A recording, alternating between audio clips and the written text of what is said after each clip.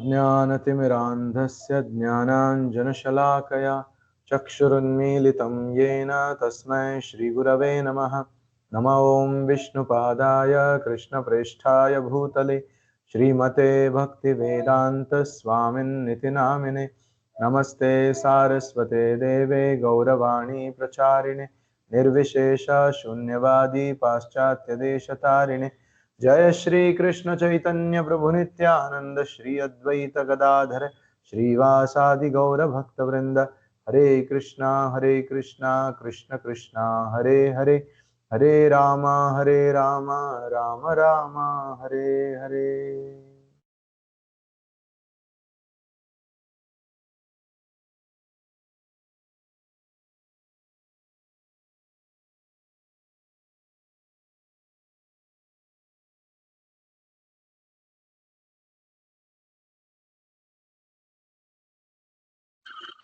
ಹರೇ ಕೃಷ್ಣ ಪ್ರಭು. ಹರೇ ಕೃಷ್ಣ. ಪುಸ್ತಕದ ಹೆಸರು ಪರಿಪೂರ್ಣ ಪ್ರಶ್ನೆಗಳು ಮತ್ತೆ ಪರಿಪೂರ್ಣ ಉತ್ತರಗಳು.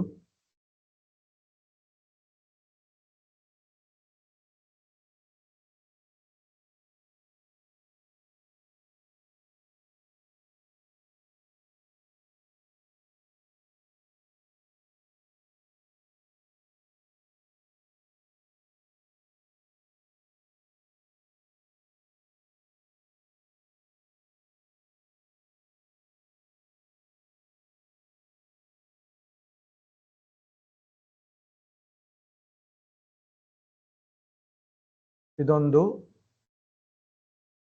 ಒಬ್ಬ ಸೈನ್ಸ್ ಟೀಚರ್ ಮತ್ತೆ ಶ್ರೀ ಭಕ್ತಿವೇದಾಂತ ಸ್ವಾಮಿ ಶ್ರೀಲ ಪ್ರಭುಪಾದರ ಮಧ್ಯ ನಡೆದಿರುವಂತಹ ಒಂದು ಸಂವಾದ.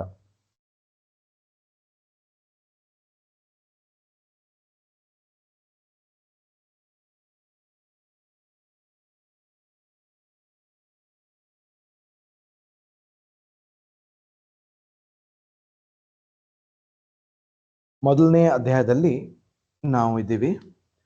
ಶ್ರೀಲ ಪ್ರಭುಪಾದ ಅದು ಅಷ್ಟು ಮುಖ್ಯವಲ್ಲ, ಅದೇನೋ ಬಹಳ ಕಷ್ಟವಲ್ಲ. ಮಾಲತಿ ಈ ಪೂರಿಯನ್ನು ಮಾಡಿದ ಹಾಗೆ ಅಷ್ಟೇ.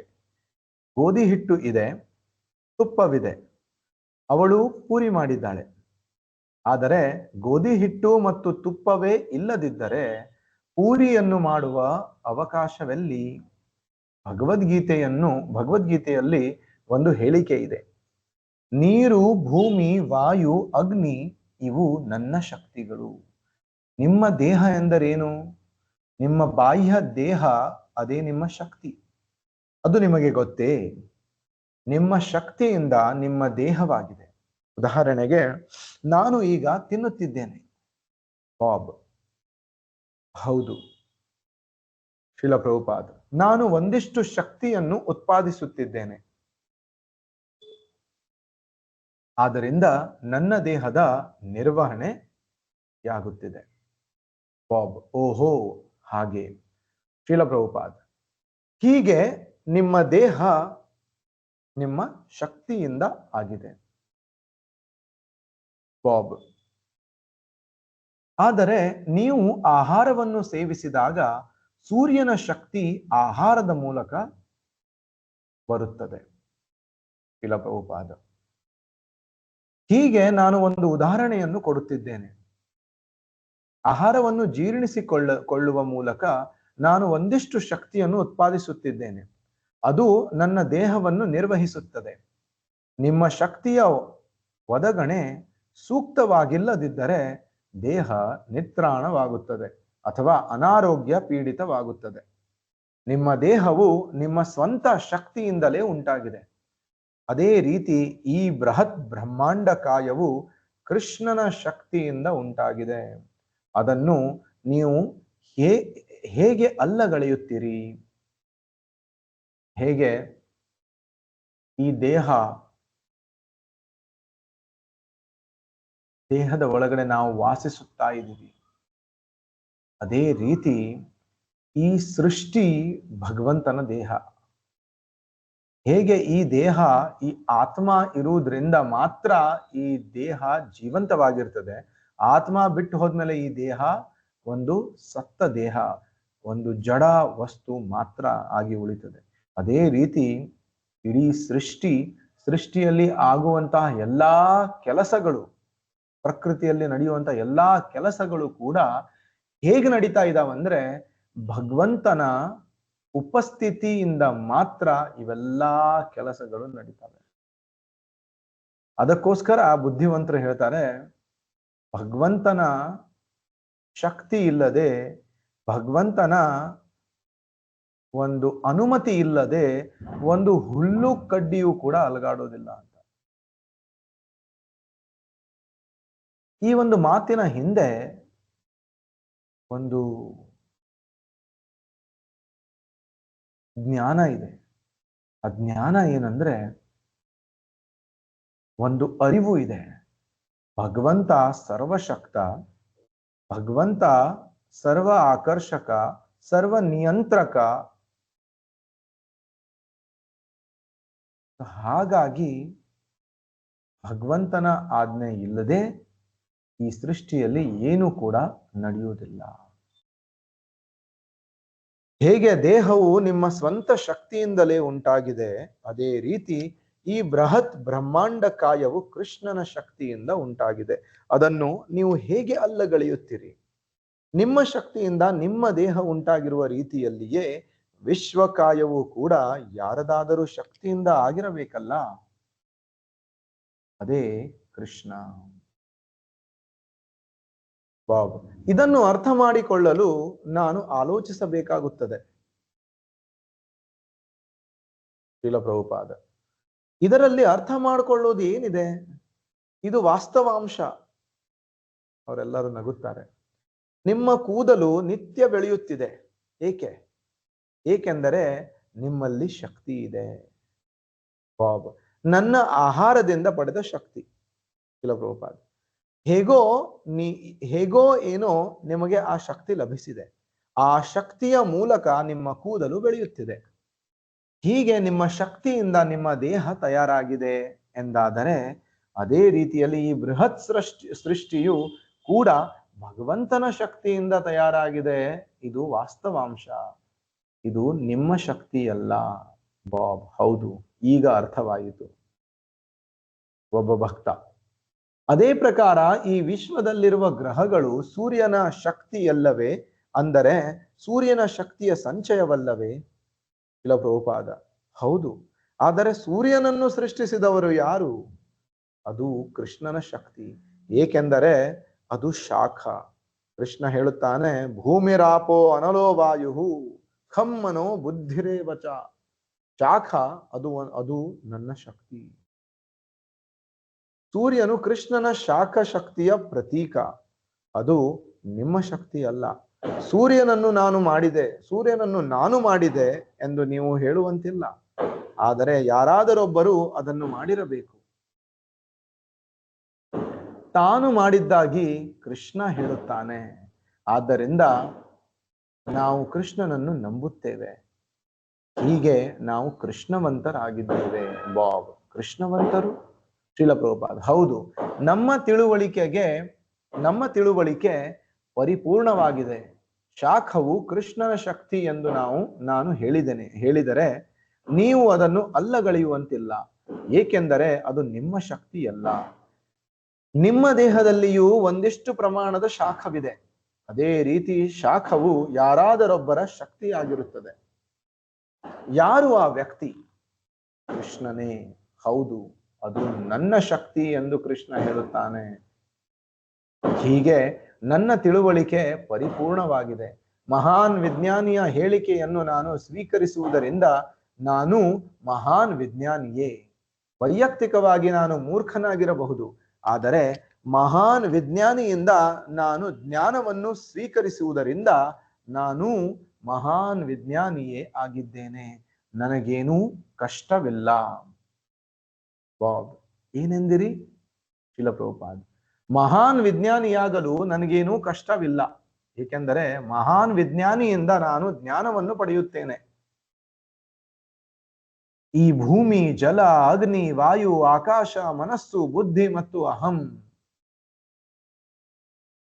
ಅಹಂ ಬುದ್ಧಿರ್ ಮನಸ್ಸು, ಭಿನ್ನಾಮೇ ಪ್ರಕೃತಿರಷ್ಟದ ಅಂತ ಕೃಷ್ಣ ಹೇಳ್ದ. ನನ್ನ 8 ಪ್ರತ್ಯೇಕ ಶಕ್ತಿಗಳು ಬಾಬ್.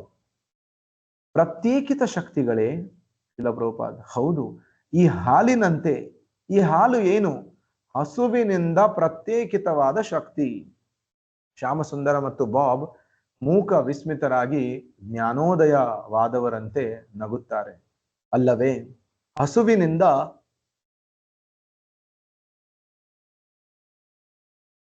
ಹಸುವಿನಿಂದ ಪ್ರತ್ಯೇಕಿಸಲ್ಪಟ್ಟ ಶಕ್ತಿಯ ಸಾಕಾರ ರೂಪವೇ ಹಾಲು.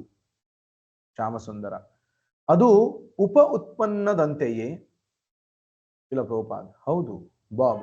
ಹಾಗಾದರೆ ಕೃಷ್ಣನಿಂದ ಈ ಶಕ್ತಿ ಪ್ರತ್ಯೇಕಗೊಳ್ಳುವುದರ ಮಹತ್ವವೇನು? ಶ್ರೀಲ ಪ್ರಭುಪಾದ್: ಪ್ರತ್ಯೇಕಗೊಂಡಿದೆ ಎಂದರೆ ಇದು ಹಸುವಿನ ದೇಹದಿಂದ ತಯಾರಾಗಿದೆ, ಆದರೆ ಇದೇ ಹಸುವಲ್ಲ, ಇದೇ ಪ್ರತ್ಯೇಕತೆ. ಇವೆಲ್ಲಾ ಶಕ್ತಿಗಳು ಭಗವಂತನಿಂದ ಬೇರ್ಪಟ್ಟಿದ್ದಾವೆ, ಭಗವಂತನಿಂದ ಬಂದಿದ್ದಾವೆ. ಇದರ ಅರ್ಥ ಏನಂದ್ರೆ ಈ ಶಕ್ತಿಗಳು ಭಗವಂತನಿಂದ ಬಂದಿದ್ದಾವೆ. ಹಂಗಂದಿದ್ ಮಾತ್ರಕ್ಕೆ ಆ ಶಕ್ತಿಗಳೇ ಭಗವಂತ ಎಂದು ಹೇಳಲಿಕ್ಕೆ ಆಗುದಿಲ್ಲ. ಹೇಗೆ ಹಸುವಿನಿಂದ ಹಾಲು ಬಂದಿದ ಕಾರಣಕ್ಕೆ ಮಾತ್ರ ಆ ಹಾಲೇ ಹಸು ಅಂತ ಹೇಳಲಿಕ್ಕೆ ಆಗುದಿಲ್ಲ. ಇದಕ್ಕೆ ಪ್ರತ್ಯೇಕತೆ, ಇಂಡಿವಿಜುವಾಲಿಟಿ ಅಂತ ಹೇಳ್ತಾರೆ ಬಾಬ್. ಹಾಗಾದರೆ ಈ ಭೂಮಿ ಮತ್ತು ಎಲ್ಲವೂ ಕೃಷ್ಣನಿಂದ ಆಗಿವೆ, ಆದರೆ ಅವೇ ಕೃಷ್ಣ ಅಲ್ಲ? ಇಲ್ಲ ಪ್ರಭುಪಾದ್, ಅವು ಕೃಷ್ಣ ಅಲ್ಲ, ಅಥವಾ ಅವು ಕೃಷ್ಣನೂ ಹೌದು, ಕೃಷ್ಣನೂ ಅಲ್ಲ ಎಂದು ಏಕಕಾಲದಲ್ಲಿ ಹೇಳಬಹುದು.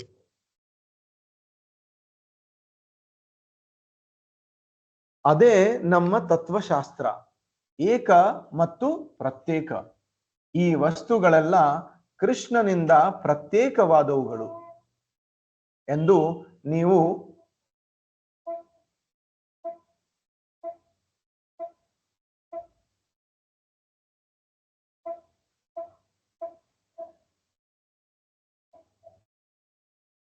ಈ ವಸ್ತುಗಳೆಲ್ಲ ಕೃಷ್ಣನಿಂದ ಪ್ರತ್ಯೇಕವಾದವುಗಳು ಎಂದು ನೀವು ಹೇಳುವಂತಿಲ್ಲ.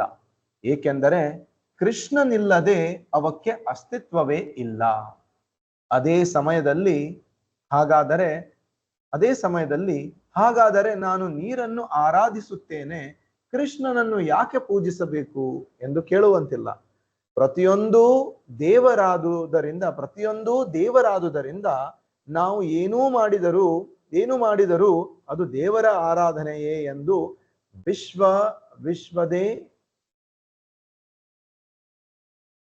ವಿಶ್ವದೇವೈಕ್ಯವಾದಿಗಳು ಹೇಳುತ್ತಾರೆ. ಇದು ಮಾಯಾವಾದ ತತ್ವ. ಎಲ್ಲವೂ ದೇವರಿಂದ ಆದುದರಿಂದ ಪ್ರತಿಯೊಂದು ದೇವರೇ. ಆದರೆ ನಮ್ಮ ತತ್ವ ಸಿದ್ಧಾಂತವೇನೆಂದರೆ ಪ್ರತಿಯೊಂದು ದೇವರು ಮತ್ತು ದೇವರಲ್ಲ. ಪ್ರತಿಯೊಂದು ಕೂಡ ದೇವರು, ಆದ್ರೆ ದೇವರು ಅಲ್ಲ. ಸೈಮಲ್ಟೇನಿಯಸ್ಲಿ ಒನ್ ಅಂಡ್ ಡಿಫರೆಂಟ್ ಅಂತ ಹೇಳ್ತಾರೆ ಬಾಬ್. ಹಾಗಾದರೆ ಭೂಮಿಯ ಮೇಲೆ ಇರುವ ಯಾವುದು ದೇವರಾಗಿರುವುದು ಭೂಮಿಯ ಮೇಲೆ ಯಾವುದಾದರೂ ಇದೆಯೇ? ಇಲ್ಲ ಪ್ರಭುಪಾದ್, ಹೌದು. ಏಕೆಂದರೆ ಎಲ್ಲವೂ ದೇವರ ಶಕ್ತಿಯಿಂದ ನಿರ್ಮಿತವಾಗಿದೆ. ಆದರೆ ಯಾವುದನ್ನು ಬೇಕಾದರೂ ಆರಾಧಿಸುವುದರಿಂದ ದೇವರನ್ನು ಆರಾಧಿಸಿದಂತಾಗುತ್ತದೆ ಎಂಬುದು ಸರಿಯಲ್ಲ ಬಾಬ್. ಹಾಗಾದರೆ ಈ ಭೂಮಿಯಲ್ಲಿ ಮಾಯೆ ಅಲ್ಲದ್ದು ಯಾವುದು?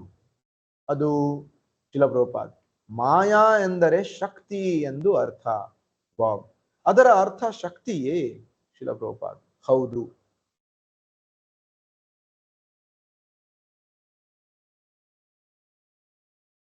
ಮಾಯಾ ಎಂದರೆ ಶಕ್ತಿ ಮತ್ತು ಭ್ರಮೆ ಎಂದು 2 ಅರ್ಥಗಳು ಇವೆ. ಮೂರ್ಖರು ಶಕ್ತಿಯನ್ನು ಶಕ್ತಿವಂತ ಎಂದು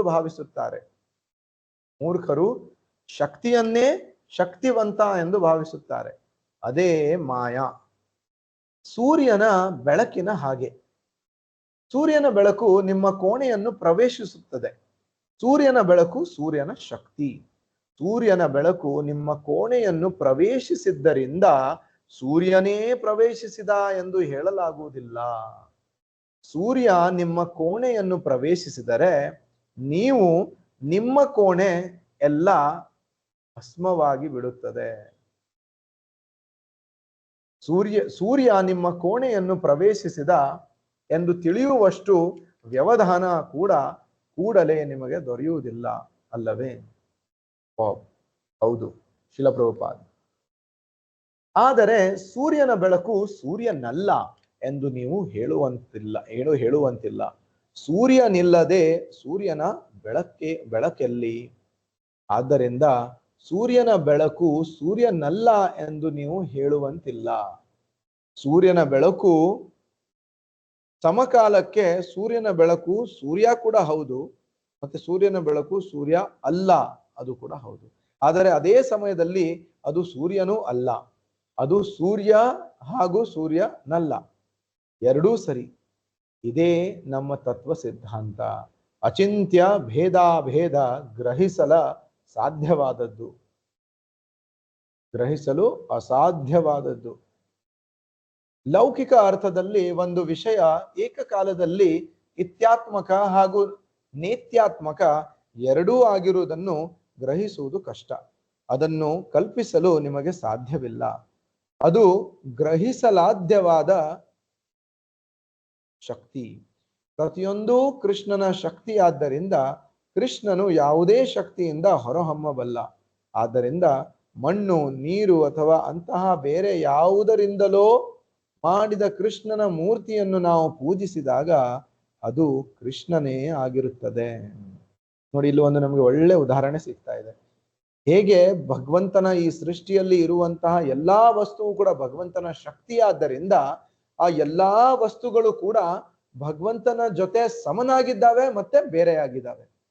ಒಂದೇ ಕಾಲದಲ್ಲಿ ಎಲ್ಲಾ ಶಕ್ತಿಗಳು ಭಗವಂತ ಕೂಡ ಹೌದು ಮತ್ತೆ ಭಗವಂತ ಅಲ್ಲ ಕೂಡ ಹೌದು.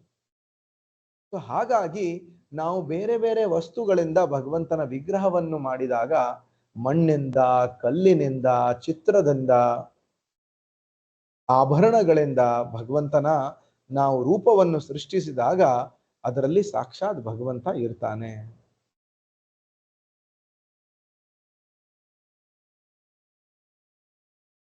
ಆದ್ದರಿಂದ ಮಣ್ಣು, ನೀರು ಅಥವಾ ಅಂತಹ ಬೇರೆ ಯಾವುದರಿಂದಲೋ ಮಾಡಿದ ಕೃಷ್ಣನ ಮೂರ್ತಿಯನ್ನು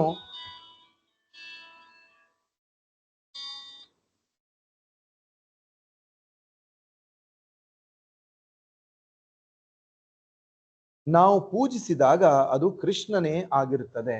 ಅದು ಕೃಷ್ಣ ಅಲ್ಲ ಎಂದು ನೀವು ಹೇಳುವಂತಿಲ್ಲ.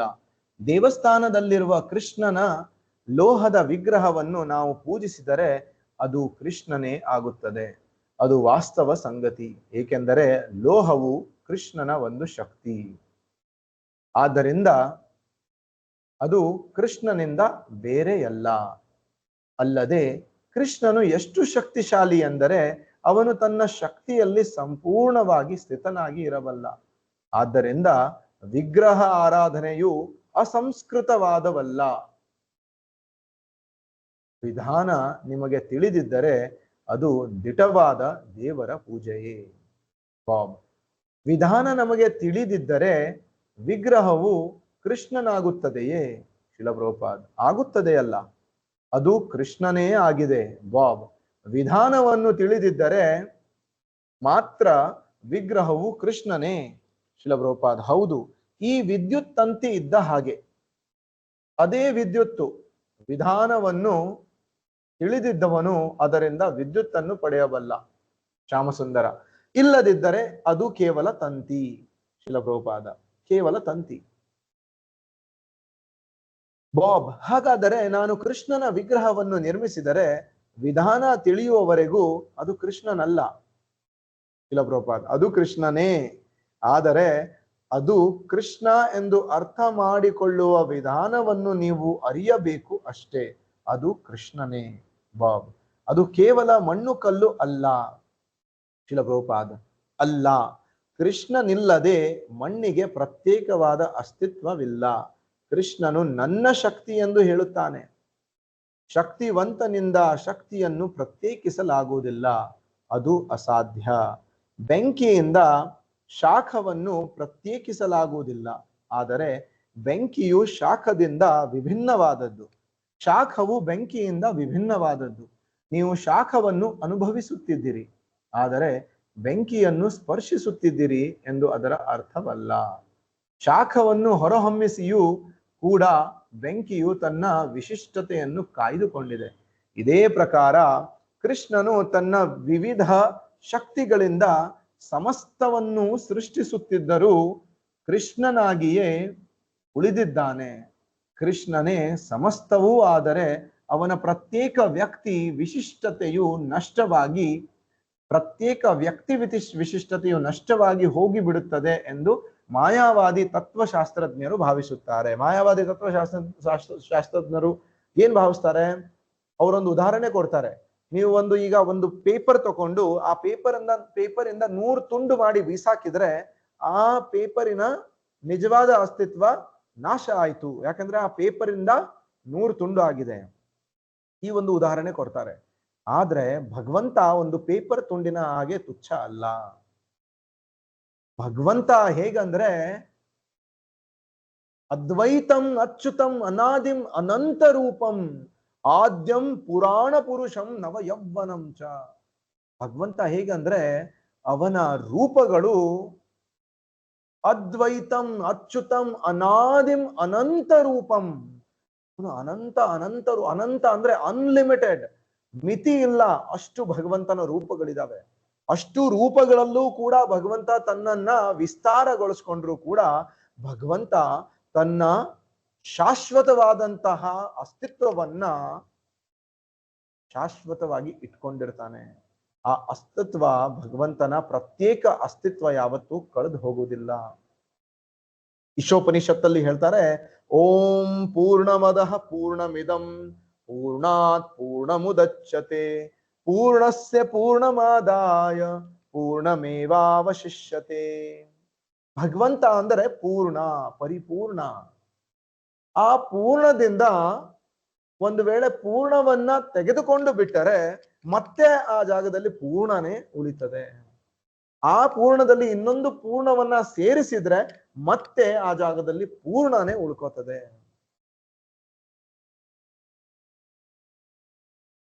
ಆಧ್ಯಾತ್ಮಿಕ ಲೆಕ್ಕದಲ್ಲಿ 1 + 1 = 2 ಅಲ್ಲ, 1. 1 - 1 = 0 ಅಲ್ಲ, 1. ಇದು ಆಧ್ಯಾತ್ಮಿಕ ಗಣನೆ. ಯಾಕೆಂದ್ರೆ ಭಗವಂತನ ಶಕ್ತಿ ಎಷ್ಟಿದೆ ಅಂದ್ರೆ ಭಗವಂತ ತನ್ನನ್ನ ಎಷ್ಟು ವಿಸ್ತಾರ ಮಾಡಿಕೊಂಡ್ರು ಕೂಡ ಭಗವಂತ ತನ್ನ ಪ್ರತ್ಯೇಕತೆಯನ್ನ ಉಳಿಸ್ಕೋತಾನೆ. ಒಂದು ಸಲ ಶ್ರೀಲ ಪ್ರಭುಪಾದರಿಗೆ ಒಬ್ರು ಪ್ರಶ್ನೆ ಕೇಳ್ತಾರೆ, ಭಗವಂತ ಸರ್ವಶಕ್ತ ಅಂತ ನೀವು ಹೇಳ್ತಿರಲ್ಲ, ಭಗವಂತ ಏನು ಬೇಕಾದ್ರೂ ನೀವು ಮಾಡಬಹುದು ಅಂತ ಹೇಳ್ತಿರಲ್ಲ, ಭಗವಂತ ತನಗೆ ಎತ್ತಲಿಕ್ಕೆ ಆಗದೇ ಇರುವಂತಹ ಒಂದು ಕಲ್ಲನ್ನ ಸೃಷ್ಟಿ ಮಾಡಬಹುದಾ ಅಂತ ಕೇಳ್ತಾರೆ. ಶ್ರೀಲ ಪ್ರಭುಪಾದರು ಹೇಳ್ತಾರೆ ಹೌದು ಅಂತ. ಹಾಗಿದ್ರೆ ಅವನು ಭಗವಂತ ಅಲ್ಲ ಅಂತ ಹೇಳ್ತಾರೆ. ಆವಾಗ ಶ್ರೀಲ ಪ್ರಭುಪಾದರು ಹೇಳ್ತಾರೆ, ಭಗವಂತ ತನಗೆ ಎತ್ತಲಿಕ್ಕೆ ಆಗದೇ ಇರುವಂತ ಕಲ್ಲು ಸೃಷ್ಟಿ ಮಾಡಿ ನಂತರ ಆ ಕಲ್ಲನ್ನ ಎತ್ತಲಿಕ್ಕೆ ಆ ಕ್ಷಮತೆಯನ್ನ, ತನ್ನ ಶಕ್ತಿಯನ್ನ ಜಾಸ್ತಿ ಮಾಡಿಕೊಂಡು ಆ ಕಲ್ಲನ್ನ ಎತ್ತುವ ಸಾಮರ್ಥ್ಯವನ್ನ ಪಡಿತಾನೆ. ತನಗೆ ಎತ್ತಲಿಕ್ಕೆ ಆಗದೇ ಇರುವಂತಹ ಕಲ್ಲನ್ನ ಸೃಷ್ಟಿ ಮಾಡ್ತಾನೆ, ಆದ್ರೆ ವೆರಿ ನೆಕ್ಸ್ಟ್ ಮೊಮೆಂಟ್ ಅದೇ ಕ್ಷಣ ಆ ಕಲ್ಲನ್ನ ಎತ್ತುವ ಸಾಮರ್ಥ್ಯವನ್ನ ಪಡಿತಾನೆ. ಇದು ಕೃಷ್ಣ.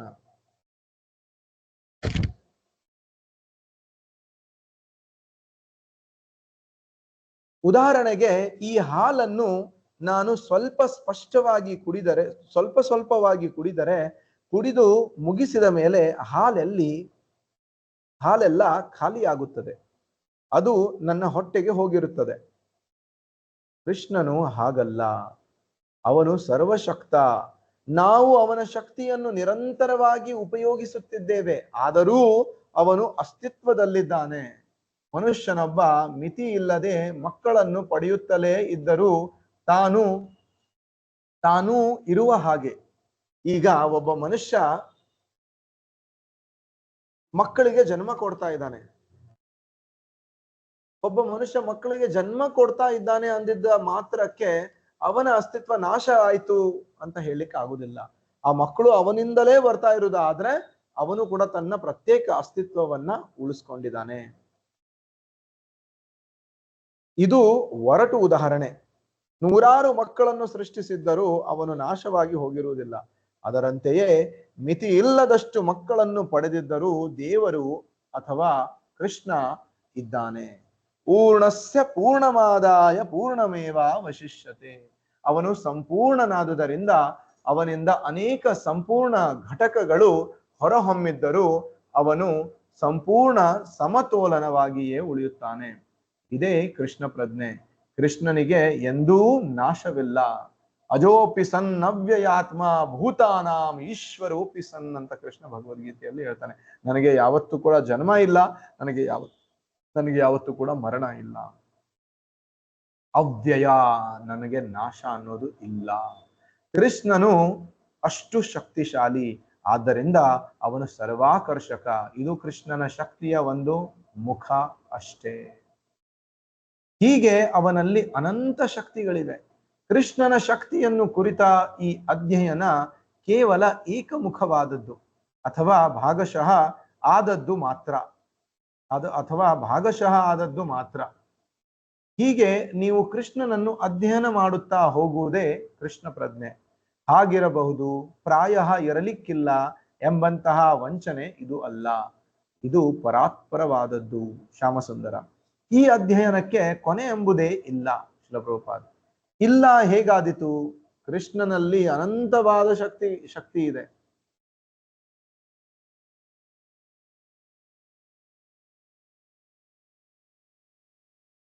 ಇಲ್ಲಿಗೆ ಮೊದಲನೆಯ ಅಧ್ಯಾಯ ಮುಗಿಯಿತು.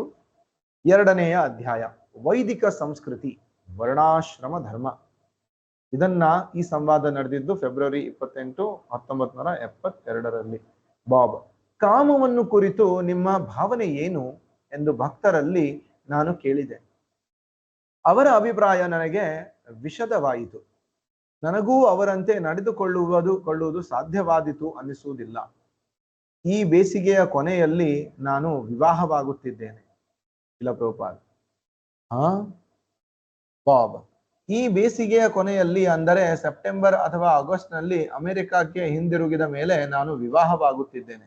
ಗೃಹಸ್ಥನಾದವನು ಸಂತಾನವನ್ನು ಪಡೆಯುವುದಕ್ಕಾಗಿ ಮಾತ್ರ ಲೈಂಗಿಕ ಸಂಪರ್ಕವನ್ನು ಹೊಂದಬೇಕು ಎಂದು ಈ ಭಕ್ತರು ಹೇಳುತ್ತಾರೆ. ಅಂತಹ ಸನ್ನಿವೇಶದಲ್ಲಿ ನನ್ನನ್ನು ಕಲ್ಪಿಸಿಕೊಳ್ಳುವುದು ನನಗೆ ಸಾಧ್ಯವಿಲ್ಲ. ಲೌಕಿಕ ಪ್ರಪಂಚದಲ್ಲಿರುವ ವ್ಯಕ್ತಿಯು ಎಂತಹ ಕಾಮ ಜೀವನವನ್ನು ನಡೆಸಬಹುದು? ಶಿಲ ಪ್ರಭುಪಾದ, ಕಾಮ ಜೀವನವನ್ನು ಸಂಪೂರ್ಣವಾಗಿ ತೊರೆಯಬೇಕು ಎನ್ನುವುದು ವೈದಿಕ ಸಿದ್ಧಾಂತ. ಲೌಕಿಕ ಬಂಧನದಿಂದ ಬಿಡುಗಡೆ ಹೊಂದುವುದೇ ಸಮಸ್ತ ವೈದಿಕ ಸಿದ್ಧಾಂತದ ಗುರಿ. ಲೌಕಿಕ ಉಪಭೋಗಗಳಿಗೆ ಅನೇಕ ಅನುರಕ್ತಿಗಳಿವೆ. ಅವುಗಳಲ್ಲಿ ಕಾಮ ಜೀವನವು ಅತ್ಯುನ್ನತ ಉಪಭೋಗ. ಭಾಗವತದಲ್ಲಿ ಈ ಲೌಕಿಕ ಪ್ರಪಂಚವು ಪುಂಸಾಂ ಸ್ತ್ರೀಯ ಮಿಥುನಿ ಭಾವಮೇತಾನ್ ಅಂತ ಹೇಳಿದ್ದಾರೆ. ಪುರುಷನು ಸ್ತ್ರೀಯಲ್ಲಿ ಅನುರಕ್ತನಾಗಿದ್ದಾನೆ, ಸ್ತ್ರೀಯು ಪುರುಷನಲ್ಲಿ ಆಸಕ್ತರಾಗಿದ್ದಾಳೆ. ಇದು ಮಾನವ ಸಮಾಜದಲ್ಲಷ್ಟೇ ಅಲ್ಲ, ಪ್ರಾಣಿ ಸಮೂಹದಲ್ಲೂ ಉಂಟು. ಈ ವ್ಯಾಮೋಹವೇ ಲೌಕಿಕ ಜೀವನದ ಮೂಲ ತತ್ವ. ಸ್ತ್ರೀಯು ಪುರುಷನ ಸಂಗಕ್ಕಾಗಿ ಕಾತರಿಸುತ್ತಿರುತ್ತಾಳೆ ಅಥವಾ ಹಂಬಲಿಸುತ್ತಿರುತ್ತಾಳೆ. ಪುರುಷನು ಸ್ತ್ರೀಯ ಸಂಘಕ್ಕಾಗಿ ಕಾತರಿಸುತ್ತಿರುತ್ತಾನೆ ಅಥವಾ ಹಂಬಲಿಸುತ್ತಿರುತ್ತಾನೆ.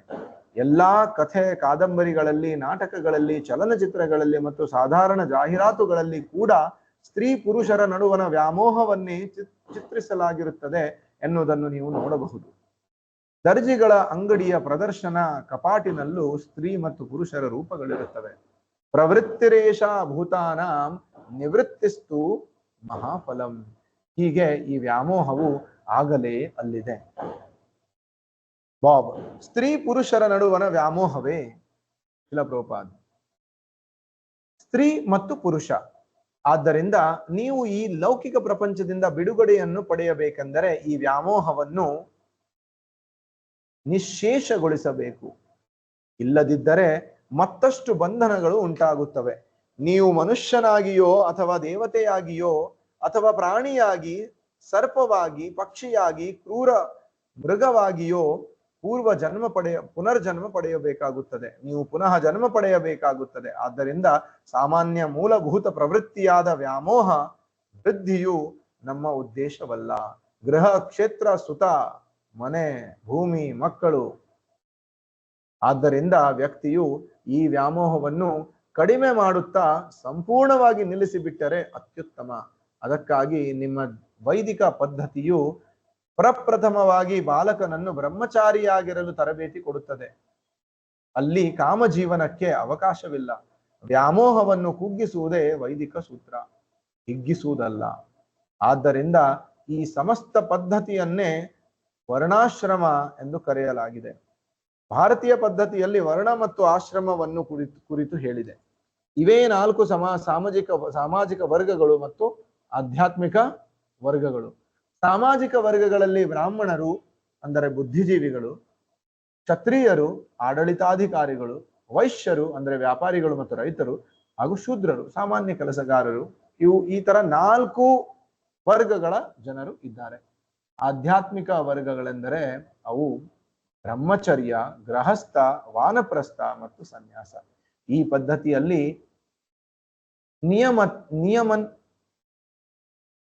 ಪದ್ಧತಿಯಲ್ಲಿ ನಿಯಮನ ಸೂತ್ರಗಳು ಎಷ್ಟೋ ಸೊಗಸಾಗಿವೆ ಎಂದರೆ,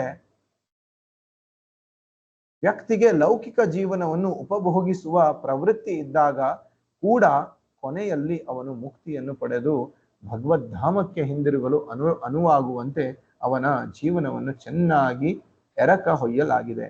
ಇದು ಆ ಪ್ರಕ್ರಿಯೆ. ಆದ್ದರಿಂದ ಕಾಮಜೀವನ ಅವಶ್ಯಕವಲ್ಲ. ಆದರೆ ನಾವು ಅದರಲ್ಲಿ ವ್ಯಾಮೋಹವನ್ನು ಹೊಂದಿರುವುದರಿಂದ ಅದನ್ನು ಅನುಭವಿಸಲು ಕೆಲವು ನಿಯಮ ಸೂತ್ರಗಳನ್ನು ವಿಧಿಸಲಾಗಿದೆ. ಹಿನ್ನೆಲೆಯಲ್ಲೆಲ್ಲೋ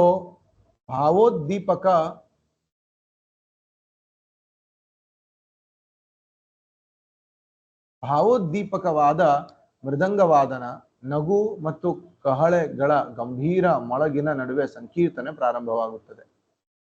ಪ್ರಭುಪಾದರು ಮತ್ತೆ ಬಾಬ್ ಕೋಹೆನ್ ಒಂದು ರೂಮಲ್ಲಿ ಕುಳಿತು ಈ ಸಂವಾದ ನಡೆಸ್ತಾ ಇದ್ದಾರೆ. ಮತ್ತೆ ಹೊರಗಡೆ ದೇವಸ್ಥಾನದ ಒಂದು ಹಾಲಲ್ಲಿ ಜೋರಾಗಿ ಸಂಕೀರ್ತನೆ ನಡೀತಾ ಇದೆ. ಇಲ್ಲ, ಪ್ರಭುಪಾದ ಹೇಳ್ತಾರೆ, ಶ್ರೀಮದ್ ಭಾಗವತದಲ್ಲಿ ಹೀಗೆ ಹೇಳಿದೆ, ಪುಂಸಾಂ ಸ್ತ್ರೀಯ ಮಿಥುನಿ ಭಾವಮೇತಂ ತಯೋರ್ಮಿಥೋ ಹೃದಯ ಗ್ರಂಥಿಮಾಹು ಅಥೋ ಗ್ರಹ ಕ್ಷೇತ್ರ ಸುತಾಪ್ತ ವಿತ್ತೈರ್ ಜನಸ್ಯ ಮೋಹೋಯಂ ಅಹಂ ಮಮೇತಿ. ಭಾಗವತ 5ನೇ ಸ್ಕಂದ 5ನೇ ಅಧ್ಯಾಯ 8ನೇ ಶ್ಲೋಕ. ಕಾಮಜೀವನವೇ ಲೌಕಿಕ ಜೀವನದ ಮೂಲಭೂತ ಸೂತ್ರ. ಇದು ಸ್ತ್ರೀ ಪುರುಷರ ನಡುವಣ ವ್ಯಾಮೋಹ. ಅವರು ಒಂದಾದಾಗ, ಸ್ತ್ರೀ ಪುರುಷರು ಒಂದಾದಾಗ ಆ ವ್ಯಾಮೋಹವು ವೃದ್ಧಿಯಾಗುತ್ತದೆ. ಹೀಗೆ ವೃದ್ಧಿಗೊಂಡ ವ್ಯಾಮೋಹವು ಗೃಹ ಅಂದ್ರೆ ಮನೆ, ಕ್ಷೇತ್ರ ಅಂದ್ರೆ ಭೂಮಿ, ಸುತ ಅಂದ್ರೆ ಮಕ್ಕಳು, ಆಪ್ತ, ಬಂಧು ಮಿತ್ರ, ಸಮಾಜ ಮತ್ತು ವಿತ್ತಗಳನ್ನು ಸಂಚಯನ ಮಾಡಲು ಪ್ರೇರೇಪಿಸುತ್ತದೆ. ವಿತ್ತ ಎಂದರೆ ಹಣ. ಈ ರೀತಿಯಲ್ಲಿ ಗೃಹ, ಕ್ಷೇತ್ರ, ಸುತಾಪ್ತ ವಿತ್ತೈಹಿ ಅವನು ಬಂಧನಕ್ಕೆ ಒಳಗಾಗುತ್ತಾನೆ. ಜನಸ್ಯ ಮೋಹೋಯಂ, ಇದೇ ಮಾಯೆ. ಈ ಮಾಯೆಯಿಂದಾಗಿ ಅವನು ಅಹಂ ಮಮೇತಿ ಎಂದು ಯೋಚಿಸುತ್ತಾನೆ. ನಾನು ಎಂದರೆ ಈ ದೇಹ, ಈ ದೇಹಕ್ಕೆ ಸಂಬಂಧಪಟ್ಟುದು ಏನೇ ಆಗಿರಲಿ ಅದು ನನ್ನದು. ಇಲ್ಲಿಗೆ ಮುಕ್ತಾಯ ಮಾಡೋಣ. ಮುಂದಿನ ಭಾಗವನ್ನ ಮುಂದಿನ ರೀಡಿಂಗ್ ಸೆಷನ್ ಅಲ್ಲಿ ಕಂಟಿನ್ಯೂ ಮಾಡೋಣ. ಎಲ್ಲರಿಗೂ ಧನ್ಯವಾದಗಳು. ವಿಶ್ವಗುರು ಶ್ರೀಲ ಪ್ರಭುಪಾದ ಕೀ ಜಯ. ಹಿತಾಯ ಗೌರ ಪ್ರೇಮಾನಂದೇ. ಹರಿ ಹರಿ ಬೋಲ್. Thank you, Prabhu. Hare Krishna. Hare Krishna, Prabhu.